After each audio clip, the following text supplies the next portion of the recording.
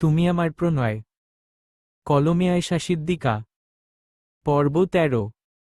ঘরের কোণে হাঁটুতে থুতনি লাগিয়ে নীরবে অশ্রু ফেলছে রাইসা।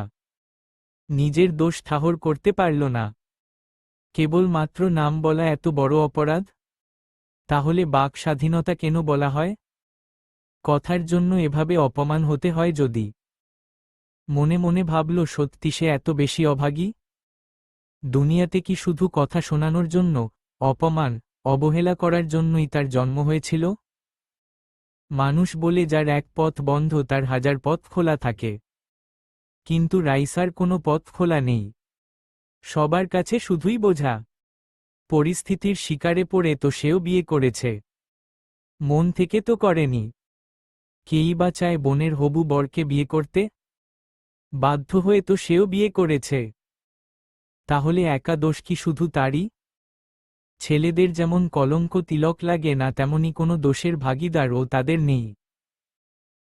স্ত্রীর মর্যাদাকে চেয়েছে, যদি মানবিকতার খাতিরে একটু ভালো বন্ধুসুলভ আচরণ করত, এতে কি খুব ক্ষতি হয়ে যেত? স্বামী স্ত্রী কি সবকিছু? এর বাইরেও সুন্দর সম্পর্ক হয়, যেখানে কারণ লাগে না। ইয়া আল্লাহ, আমাকে তুমি মায়ের কাছে নিয়ে যাও। আমি বাঁচতে চাই না। এই সংসার আমার মতো এতিমদের জন্য নয়। সংসার, স্বামী, সন্তান এসব আমাদের জন্য নয়, যাদের পরিবার বর্গে কেউ নেই।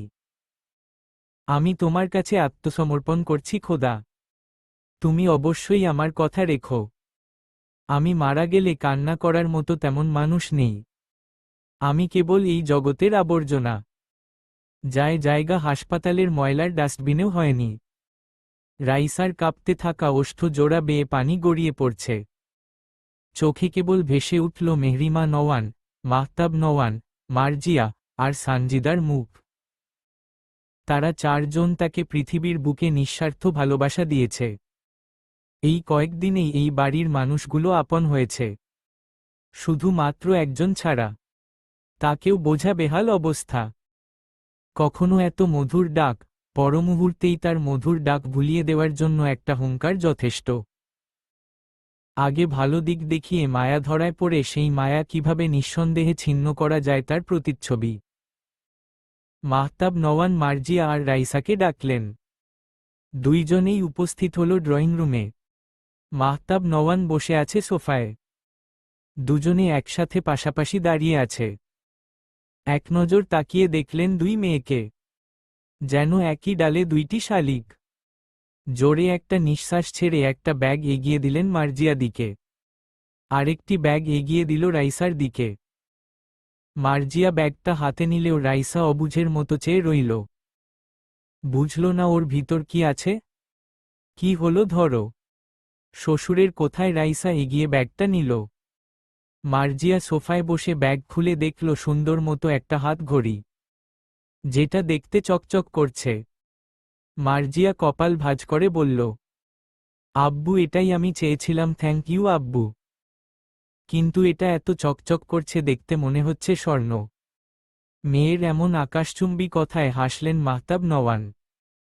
তারপর দম ফেলে বলল, এটা স্বর্ণের মতো নয়, এটা স্বর্ণই। সাথে সাথে লাফিয়ে উঠল মার্জিয়া। এত সুন্দর ডিজাইন ছিল যে বলার বাহিরে। মার্জিয়ার উচ্ছ্বাসে ড্রয়িং রুমটা যেন আনন্দে মেতে উঠল। সে ঘড়িটা হাতে পড়ে বারবার দেখছে। কিন্তু রাইসা এখনো ব্যাগটা খুলেনি। তার আঙুল কাঁপছে, মাথা নিচু। মাহতাব নওয়ান নরম গলায় বললেন, তুমিও খুলে দেখো মা। রাইসা ধীরে ব্যাগ খুলল। ভেতরে একটা একই রকম রুচিশীল হাতঘড়ি। মাহতাব নওয়ান দুই মেয়ের জন্যই একই ডিজাইনের হাতঘড়ি এনেছেন। তেমন কিছু সেইভাবে দিয়ে ওঠা হয়নি। রাইসার বুকটা কেঁপে উঠল। চোখ ভিজে এলো আবার।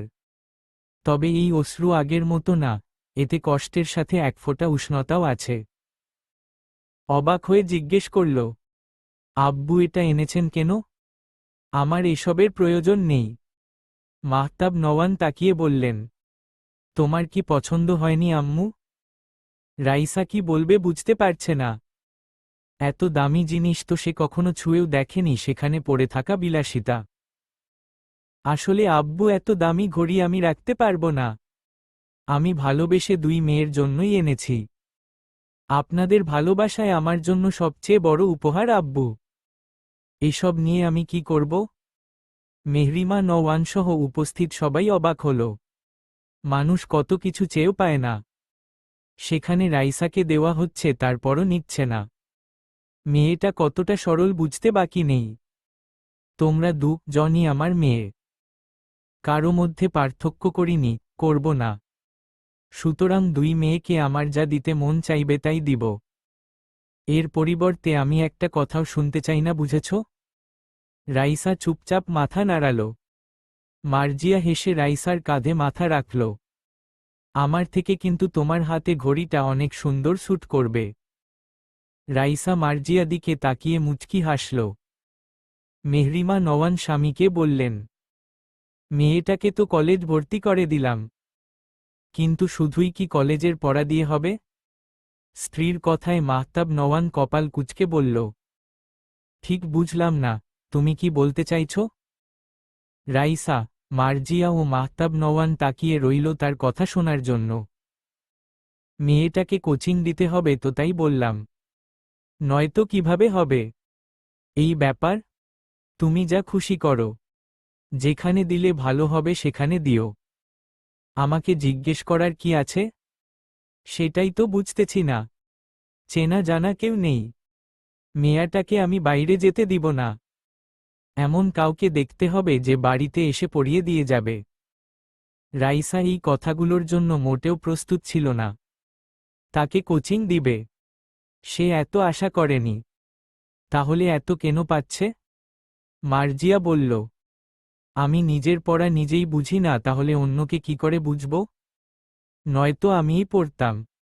ঠিক আছে, আমি দেখছি কি করা যায়, বলল মাহতাব নওয়ান। 2 দিন কেটে গেছে মাঝখানে।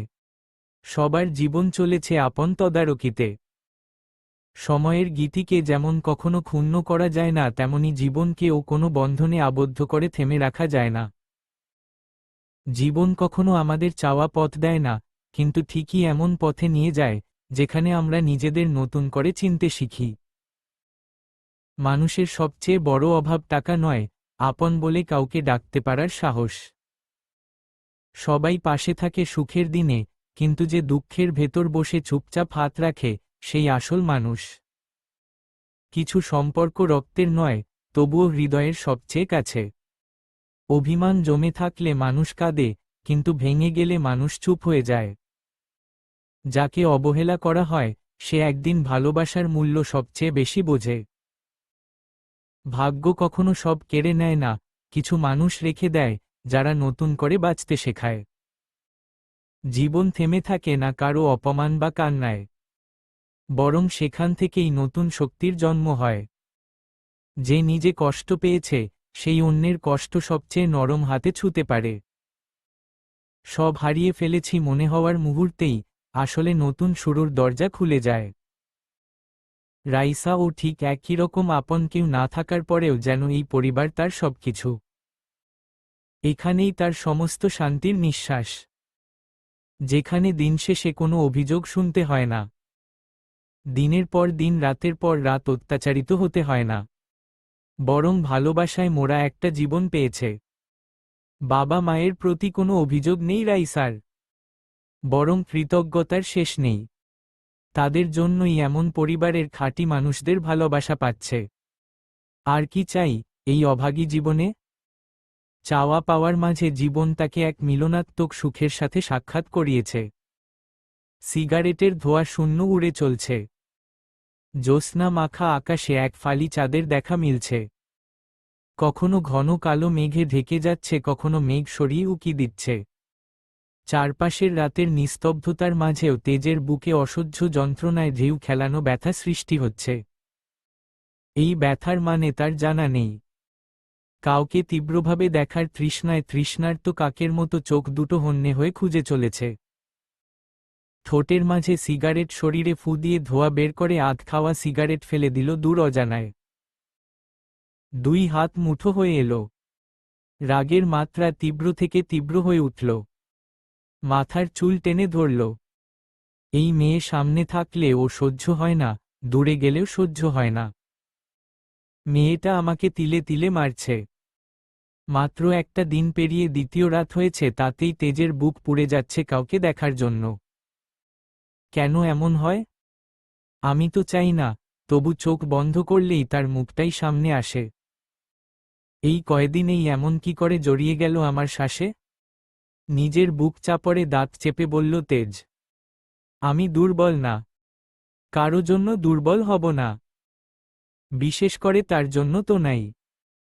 কিন্তু কথাগুলো নিজের কানেই ফাঁপা শোনাল। হাসল তিক্তভাবে। ঘৃণা করি, তবু কেন তাকেই মনে পড়ে বুকের ভেতর ছিন্ন ভিন্ন হয়ে যাচ্ছে। বারান্দার রেলিং শক্ত করে ধরল সে। শিরাগুলো ফুলে উঠেছে। তুই সমস্যা, ঘণ্টাবতী পুরোটাই আমার মাথা খারাপ করে দিয়েছে। আমার শান্তি নষ্ট করে দিয়েছিস। কাছে থাকলে রাগ হয়, দূরে গেলে দম বন্ধ লাগে, এটা কেমন শাস্তি? দরজায় হালকা টোকা পড়তেই রাইসা নড়ে চড়ে উঠে বসল। দেওয়াল ঘড়িতে নজর দিতেই দেখল 12টা পেরিয়ে গেছে। তাহলে এত রাতে কে আসলো? ভয়ে এক হাত বুকের উপর চলে গেল রাইসার। ভাবতে ভাবতে দ্বিতীয়বার টোকা মারতেই রাইসা কাপা কাপা স্বরে বলল, ক। কে ওখানে? তেজের গম্ভীর ধীর কণ্ঠ ভেসে এলো। দরজা খোলো। রাইসা উক্ত ব্যক্তিকে চিনতে কোনো অসুবিধে হল না। কিন্তু এত রাতে তার দরজার সামনেই বা কেন, আর তাকেই বা ডাকছে কেন? কোনো বিপদ হল না তো? আগ পাস না ভেবে রাইসা উঠে গিয়ে দরজা খুলে দিল। চোখের সামনে অন্ধকারে আবছা আলোয় রাইসার আদলখানি দেখে নিল। মুহূর্তেই শরীরের তেজের কম্পন কমে গেল। যেন রোগীকে ওষুধ দেওয়া হল। তৃষ্ণার্ত কাকের তৃষ্ণা মিটল। চোখ দুটো অধীর আগ্রহে বসেছিল এই চেহারায় বিলীন হওয়ার জন্য। তেজ রাইসার হাত হ্যাচকা টানে ঘর থেকে বের করে দেওয়ালে ঠেসে ধরল। এই মেয়ে কি সমস্যা? হ্যাঁ, আমাকে এভাবে পুড়িয়ে ছারখার করছিস কেন? আমাকে ইগনোর করছিস? তেজকে ইগনোর করছিস? কত বড় সাহস তোর! 2 দিনে আমাকে পাগল বানিয়ে ফেলে লুকিয়ে আছিস? কথা বল, আমাকে এইভাবে জ্বালানোর মানে কি? রাইসা দাঁড়িয়ে রইল, যেমনভাবে তেজ চেপে ধরে রেখেছে তেমনি। সে তো তেজের সামনেই যায়নি, তাহলে জ্বালালো কি করে? আর ইগনোর করার প্রশ্নই বা আসছে কি করে? তেজ নিজে বলেছিল তার সামনে না যেতে। তেজের কথার আগা মাথা বুঝতে পারল না অবুঝ রাইসা। কিছুক্ষণ এভাবেই চলল, তেজ কিছু বলছে না। তেজের তীক্ষ্ণ দৃষ্টি রাইসার উপর গাঢ় হল। এই দৃষ্টি যেন অন্য কিছু শুরু হওয়ার লক্ষণ। তেজকে নিজের দিকে এভাবে তাকাতে দেখে রাইসা একটু নড়ে উঠল। কেউ কোনো কথা বলছে না। এভাবেই প্রায় চলল 10 মিনিটের মতো। হঠাৎ পায়ের কাছে অডিও এসে ডাকতে লাগল, আর দুইজনেই সজাগ হল। রাইসা মাথা নিচু করে নিল মুহূর্তেই। তেজ স্বাভাবিক হয়ে রাইসার দিকে তাকিয়ে বলে উঠল, এই মেয়ে, ঘুমিয়েছিলে? রাইসা মাথা নাড়িয়ে জানাল, না। তেজ মিহি কণ্ঠে বলল, আমার মাথা ধরেছে, 1 কাপ কফি করে দিতে পারবে? রাইসা তেজের করা অপমান সব ভুলে গেল। তেজের মাথা ব্যথার কথা শুনে মনটা কেমন মলিন হল। কি হলো, বানাতে পারবে? জি পারব। রাইসা কফি বানাচ্ছে। তেজ সোফায় বসে পায়ের উপর পা তুলে দাঁড়িয়ে আছে। ড্রয়িং রুম থেকে রান্নাঘর পরিষ্কার দেখা যায়। রান্নাঘরের আলোয় রাইসাকে সম্পূর্ণ পরিষ্কার দেখা যাচ্ছে। তেজের নজর রাইসার থেকে সরছেই না। মেয়েটাকে দেখে আগের মতো অশান্তি লাগছে না। যেন সকল কিছুর মুখেই রাইসা রয়েছে। শান্তি, প্রশান্তি সব কিছুতেই এই মেয়েটা জড়িয়ে যাচ্ছে। রাইসা ট্রেতে করে 2 কাপ কফি আনল। তেজ আগেই বলে দিয়েছে 2 কাপ কফি বানাতে। রাইসা ও কোনোরকম প্রশ্ন করেনি। ভেবেছিল হয়তো মাথা ব্যথা, তাই 2 কাপ খাবে। কফির ট্রে টেবিলের উপর রেখে রাইসা দাঁড়িয়ে রইল। তেজ রাইসাকে বসতে বলল, কিন্তু রাইসা বসতেই চাইছে না। শেষে জোরে ধমক দিয়ে গিয়েও থেমে গেল। এই মেয়ে, আমি বলেছি আমার কথার অবাধ্য হবে না। যা বলেছি চুপচাপ তাই করবে। রাইসা সেই দিনের কথা মনে পড়ে বসতে গেল। সাথে সাথে তেজ আবার ও বলল, ওখানে নয়। রাইসা অসহায় চোখে তেজের দিকে তাকাল। এখানে নয় তাহলে কোথায় বসবে? বসতেও বলছে আবার না ও করছে। রাইসা কোন দিকে যাবে বুঝতে পারছে না। এমন মানুষ যে সামনে গেলে শিং দিয়ে ঘুঁতো দিবে আর পেছনে গেলে লাথি মারবে। তাহলে বেচারা রাইসা যাবে কোন দিকে? এখানে বসো বলে নিজের পাশে ইশারা করল তেজ। রাইসা ভয়ে ভয়ে যাবে যাবে না করে গিয়ে বসল। কেননা আবার কি বলে তার ঠিক নেই।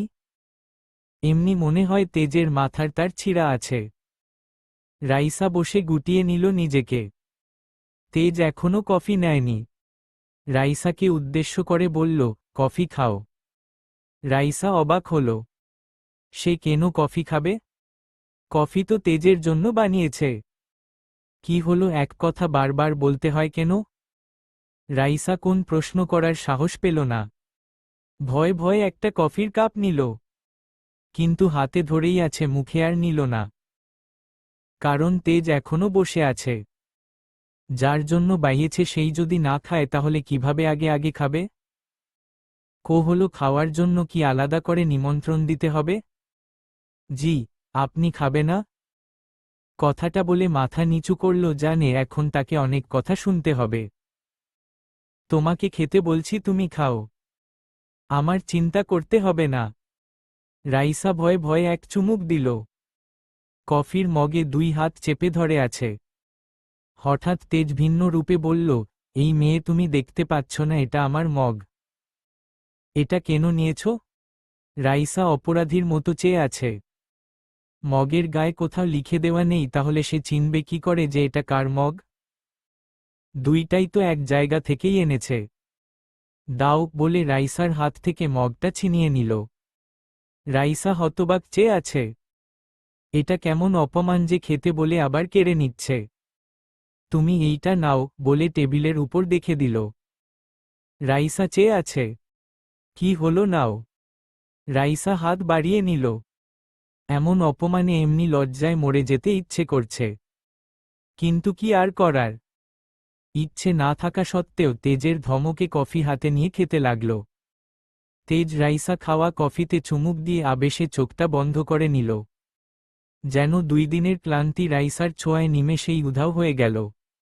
এই কেমন অনুভূতি নিজেই বুঝতে পারে না। তবে এটুকু বুঝেছি, এই মেয়েটাকে ছাড়া সে কিছু ভাবতে পারবে না। মৃগনয়নী।